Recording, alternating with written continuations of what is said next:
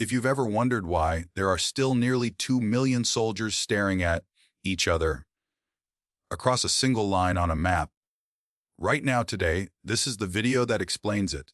Because the war that created that line never actually ended. Nobody signed a peace treaty. The guns just stopped. And they've been aimed at each other ever since.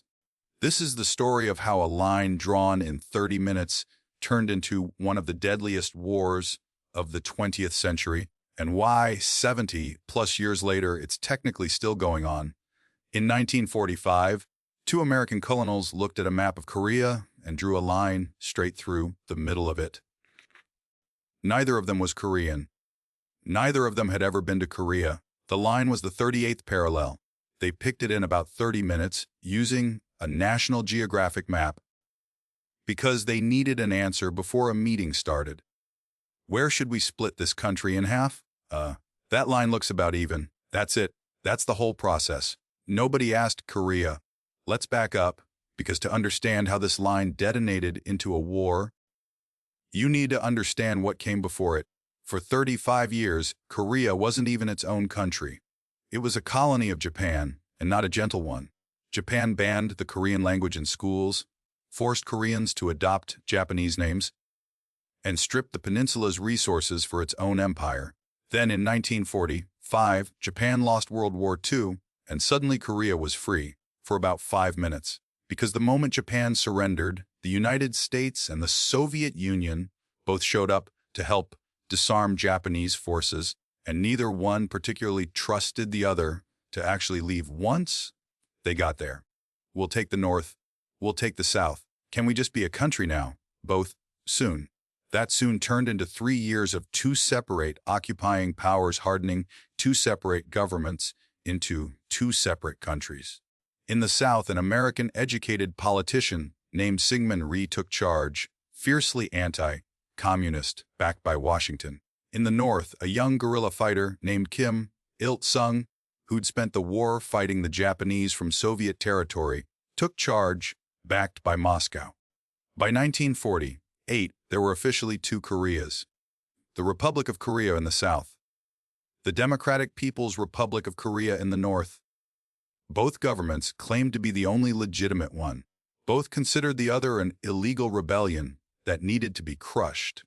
I will reunify Korea under socialism. I will reunify Korea under democracy. Neither one was especially interested in doing this by voting. For 2 years, both sides skirmished constantly along the border, small raids, artillery exchanges, thousands of casualties that never made international headlines. Kim Il-sung, however, had a much bigger plan, and he needed one very important signature before he could act on it. He flew to Moscow repeatedly, begging Joseph Stalin for tanks, aircraft, and permission to invade the South outright. Give me tanks and I will unify the peninsula in days. Absolutely not. The Americans will intervene and drag us into a direct war with the United States. Please? Fine. But if this goes badly, I was never here. Stalin agreed on one condition, that Kim also get approval from Mao Zedong, who had just won the Chinese Civil War and had an enormous battle. Hardened army sitting right on Korea's doorstep. Mao said yes too. Kim Il-sung now had his tanks, his green light from two communist superpowers, and roughly zero doubt this would be over in weeks. At 4:40 in the morning on June 25th, 1950, North Korean forces poured across the 38th parallel behind a wall of Soviet-built tanks, with no declaration of war and a plan to take Seoul within days. They very nearly did. South Korean forces, poorly equipped and caught completely off guard, collapsed almost immediately. Seoul, the capital, fell within 3 days. Syngman Rhee fled south by train in the middle of the night. For a moment, the South Korean government was on the verge of simply not existing anymore.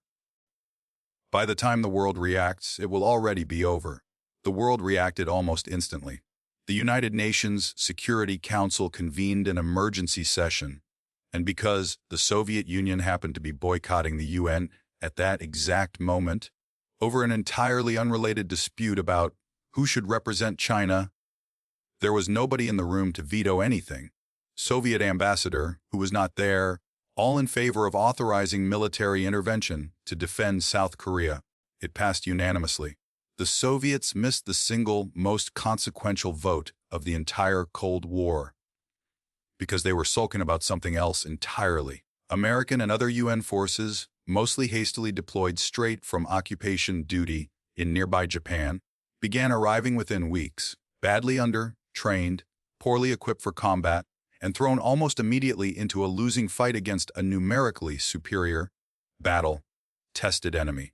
By August, what remained of South Korean and UN forces had been pushed into a tiny defensive pocket in the far southeastern corner of the peninsula, around the port city of Pusan.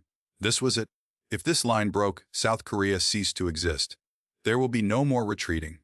We either hold this line, or every man on it dies trying. For 6 brutal weeks, through repeated assaults, they held it. The Pusan perimeter did not break. While North Korean forces threw everything they had at Pusan, General Douglas MacArthur was 200 miles away, quietly planning something almost nobody around him thought was actually possible. MacArthur wanted to land an entire invasion force at Inchon, a port city near Seoul with some of the most extreme tides on the planet, mudflats that could strand an entire fleet at low tide, seawalls taller than a landing craft, and a narrow approach channel that any competent defender would have mined into oblivion. His own staff thought it was reckless to the point of insanity. Sir, every single natural condition here is against us. Yes, which is exactly why no one is defending it properly. That's either brilliant or suicidal. Let's find out. On September 15, 1950, U.S. Marines stormed ashore at Inchon almost completely unopposed. It worked. It worked spectacularly. Within 2 weeks, Seoul was recaptured, and the North Korean army, fully committed 400 kilometers away at Pusan, was cut off, surrounded, and disintegrating. With North Korea's army in full collapse, the United States made a fateful decision, not just to push them back to the original border, but to cross it entirely and try to unify the whole peninsula by force while the enemy was on the run. Push north, cautiously. Do not provoke China. Understood, sir. MacArthur pushed north. He was not especially cautious about it. By October 19th, UN forces had captured Pyongyang, the North Korean capital. By late November, American troops were approaching the Yalu River, the actual physical border with China. While MacArthur told reporters the troops would be home by Christmas, China had been quietly warning, through diplomatic back channels, that if foreign troops approached its border, it would intervene directly. We are warning you. Do not come closer. I don't believe they'll actually do it. On November 1st, roughly 200,000 Chinese soldiers crossed the Yalu River under cover of darkness. MacArthur was wrong. What followed was one of the most brutal fighting retreats in American military history. At the Chosin Reservoir, in temperatures that plunged to nearly 30 degrees below zero, roughly 30,000 UN troops found themselves completely surrounded by well over 100,000 Chinese soldiers. Weapons froze solid. Blood plasma froze in its bags. Frostbite disabled more men than enemy fire did. We're not retreating. We're just attacking in a different direction. Somehow, over 17 days, they fought their way out to the coast. It became legend in Marine Corps history, not a victory exactly, but a survival so brutal and so stubborn it earned its own nickname, the Chosin Few. By January, Chinese and North Korean forces had pushed back south and retaken Seoul for the 3rd time in 7 months. The city would change hands a 4th and final time before the front line finally stabilized, almost exactly back where it had started along the original 38th parallel. MacArthur, furious at being ordered to fight a limited war instead of pushing directly into China itself, began publicly criticizing the president's strategy in newspapers, in letters to Congress, entirely without authorization. There is no substitute for victory. There's also no substitute for a general who follows orders. In April 1951, Truman fired General Douglas MacArthur, one of the most decorated and famous military commanders in American history, for insubordination. MacArthur returned home to a hero's welcome and a ticker tape parade anyway. Truman's approval rating did not survive the decision quite as well. It remains one of the lowest of any president in modern polling history. For the next 2 years, the war ground into a bloody, grinding stalemate almost exactly where it had begun. Armies dug into trench lines eerily similar to World War I, along a front that barely moved more than a few kilometers in either direction, while peace negotiators argued for 2 straight years over the precise details of a ceasefire. We propose this exact line. We reject this exact line. Narrator, meanwhile, soldiers kept dying by the thousands over hills with names like Pork Chop Hill and Heartbreak Ridge, terrain that would matter to absolutely nobody the moment the fighting eventually stopped. On July 27, 1953, an armistice was finally signed at Panmunjom. Not a peace treaty. An armistice, a ceasefire, and nothing more. By the time the guns fell silent, roughly 2.5 million people were dead, the overwhelming majority of them civilians.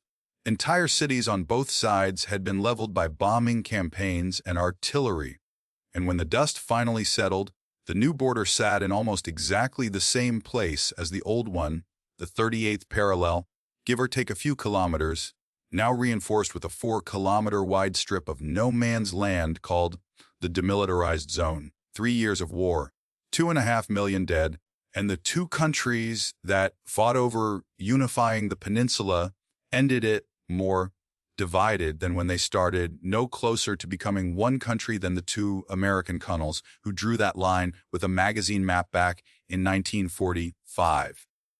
So what does that line actually look like today? The Korean demilitarized zone is now one of the most heavily fortified strips of land on the entire planet, over 250 kilometers long, lined with minefields, barbed wire, guard towers, and roughly 2 million soldiers stationed on both sides, staring at each other across a gap most of them will never legally be allowed to cross. Inside that gap sits Panmunjom, the same village where the armistice was signed, now home to a handful of powder blue conference buildings straddling the border exactly, where soldiers from both sides stand close enough to see the buttons on each other's uniforms. Because that armistice from 1950, 3 never became a peace treaty, not in the 70-plus years since. Legally, on paper, North and South Korea are still at war right now, this exact second, and have been for over 7 decades, the longest active ceasefire without a peace agreement anywhere on Earth. The most heavily fortified border on the planet exists today because 2 colonials needed 30 minutes and a magazine map to decide where a line should go, and in more than 70 years, nobody with the power to erase it ever has.